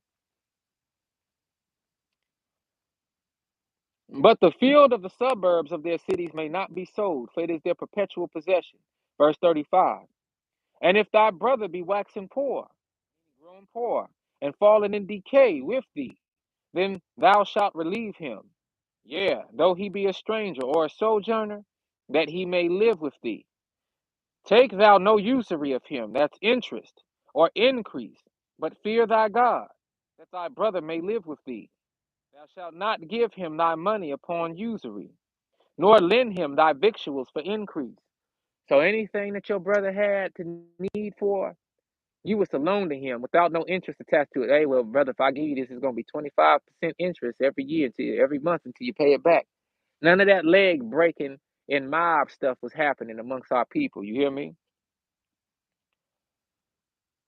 I am the Most High your God, which brought you forth out of the land of Egypt to give you the land of Canaan, and to be your God. And if your brother that dwelleth by thee be waxen poor and be sold unto thee, thou shalt not compel him to serve as a bond servant, but as a hired servant, and as a sojourner. He shall be with thee, and shall serve thee unto the year of Jubilee. And then shall he depart from thee, both he and his children with him, and shall return unto his own family, and unto the possession of his fathers shall he return. For they were my servants, which I brought forth out of the land of Egypt. They shall not be sold as bondmen. That's how you know when we was in Africa and we was here in America, you had certain individuals who were not honoring that. And they would sell us as prisoners of war, as captives. They would sell us into bondage. And it wasn't never supposed to be like that. Then you had those of us of the other nations who looked like us, who simply hated our guts. And they were quick to sell and trade and barter our lives for whatever trinkets and victuals that they wanted. Okay? Verse 43. Thou shalt not rule over him with rigor, but shalt fear thy God. Both thy bondmen and thy bondmaids, which thou shalt have, shall be of the heathen that are round about you. Of them shall ye buy bondmen and bondmaids. So this is why one of the reasons the Gentiles are bowing down and asking our forgiveness, because somebody out of those Gentile nations have read that those who lead into captivity will also be made captive one day.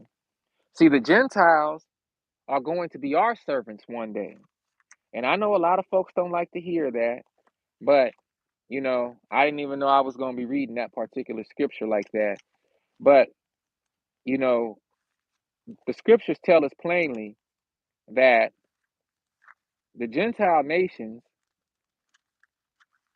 once we are gathered up and we're brought back into the land, the Gentile nations themselves will now be in servitude to us Israelites. Okay? We read in Isaiah chapter 54, and like I said, I didn't know I was going to be led to this, but we read in Isaiah chapter 54, verse 2 on down, enlarge the place of thy tent, and let them stretch forth the curtains of thy habitations. Spare not, lengthen thy cords, and strengthen thy sakes. For thou shalt break forth on the right hand and on the left, and thy seed shall inherit the Gentiles, and make the desolate cities to be inhabited. Okay? So one day soon, the Gentile nations are going to be inherited by us and our seed. The same way we were inherited by the Gentiles when they had ownership over us on the plantations. I've seen many wills and documents that showcased such and such nanny and such Jimbo and all of these folks being passed down to other children of people who originally owned them. So, in other words, you can see these will and testaments of certain white folks, and it say, "I leave to my daughter 10 slaves, and the slaves will be named off. I leave to my son 30 slaves and all of my cattle. I leave to my youngest daughter her nanny and her nanny's 2 children to serve her." And this is what our people had to endure for many, many years, y'all. It's not no joke. But back in the day when we were in our land, we were not to make our own people slaves and enslave our own people.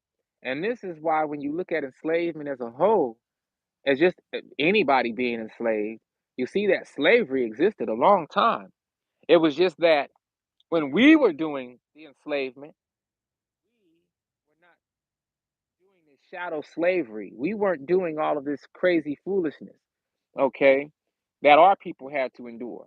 But you better know, based off the scriptures, that we definitely had people who were in bondage to us, who were enslaved to what we had to do, but they were of the other nations. And if you think about it, ain't that what the other nations did to us? They weren't enslaving their own, they were enslaving us, okay? So just keep that in context. Verse 45 of Leviticus chapter 25. Moreover, of the children of the strangers that do sojourn among you, of them shall ye buy, and of their families that are with you, which they begat in your land, and they shall be your possession. So all of these things are going to happen again. Okay. So this is why it's important to understand the law, statutes, and commands of the Most High, because a lot of these things that we are acclimating ourselves back to do, like the tabernacle, feast of tabernacles, the feast days, observing the Sabbath, observing the Jubilee years, the Sabbaths of the land, and all of these different things are priming and preparing us for the new kingdom. And in the new kingdom, when we're the rulers, alongside the Most High, when we're the rulers and we're doing the thing that we need to do in the different lands that we're dispensated to in the new kingdom, the Gentile nations will be serving us, but we not going to be serving, or we're not going to be doing the nasty thing to them as was done to us. It'll be a servitude of righteousness and an overseeing of righteousness. I'm just, hey, it's just what it is. Okay. Verse 46. These are all laws, statutes, and commands, by the way, of the 613, just in case y'all was wondering. And if a sojourner or stranger wax rich by thee, and thy brother that dwelleth by him wax poor, and sell himself unto the stranger or sojourner by thee, or to the stock of the stranger's family, that he is sold, he may be redeemed again. One of his brethren may redeem him. So we wasn't even supposed to, as we had strangers in our community, Gentiles, we wasn't supposed to be standing up there allowing them to even get over us, first of all.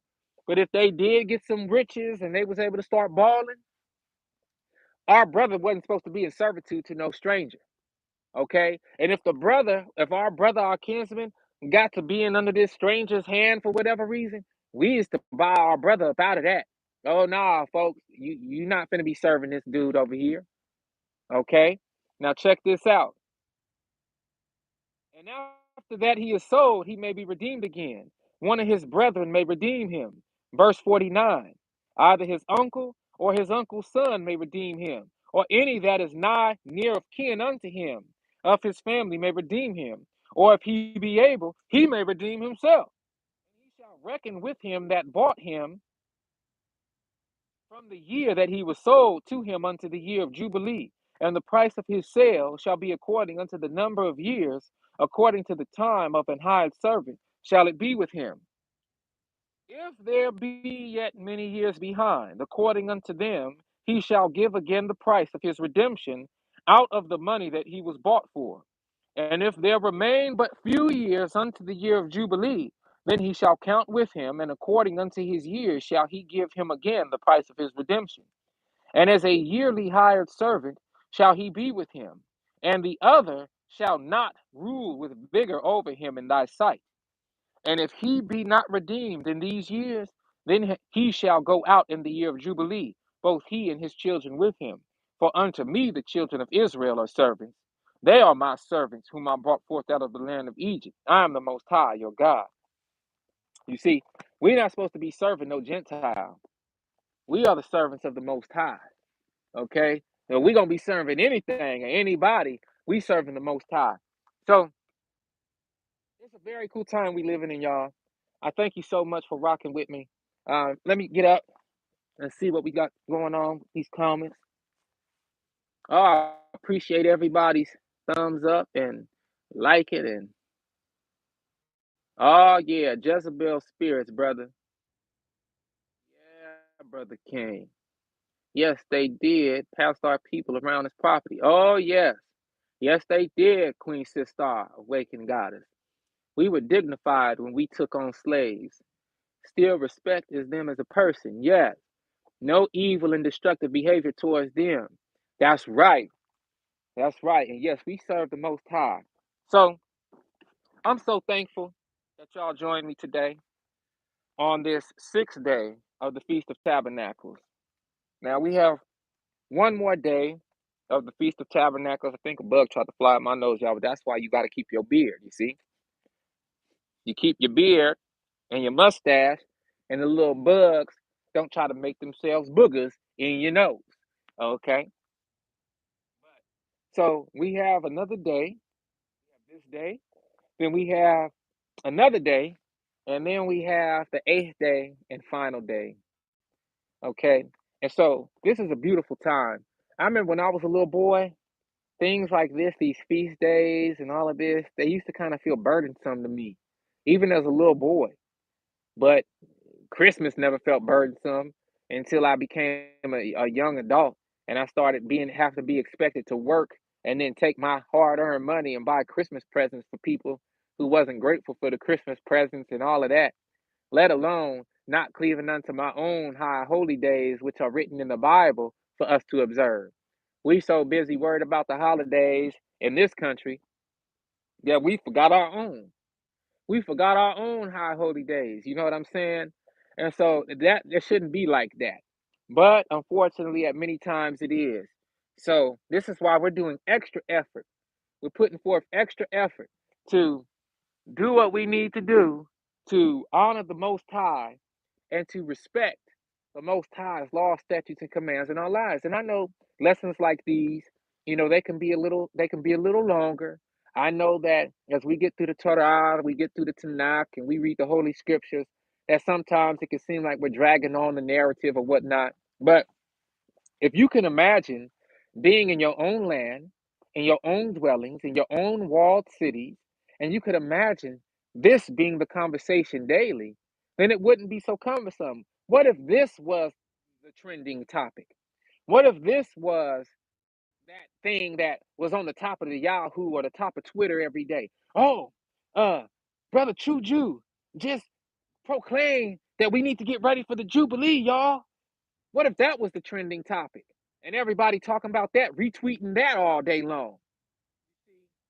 We live in the place of our captivity. It's difficult. But we didn't always have this captivity that we was dealing with. So we have to get back in the swing of things. We have to do our best to stand strong. We have to do our best to put our good foot forward. Whatever you can do, wherever you are, keep on setting your mind on the things of the Most High. And I guarantee you, I'm proof of this. The Most High will guide you where you're supposed to be. Okay? I'm absolute proof of this. But here's the caveat. You are guided to where you were supposed to be.